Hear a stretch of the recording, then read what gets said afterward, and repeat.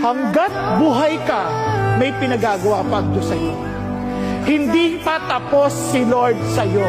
Pag isip mo tapos sa si Lord, tatapusin ka niya. Nagkakaintindihan? As long as you are breathing, as long as you are alive, God has still a purpose for you and still wants to accomplish you something. But listen to this. Don't focus on your weakness. Focus on God's strength. Hanggat buhay ka, may pinagagawa pa ang Diyos sa'yo. Hindi pa tapos si Lord sa'yo. Pag isip mo tapos sa si Lord, tatapusin ka niya. Nagkakaintindihan?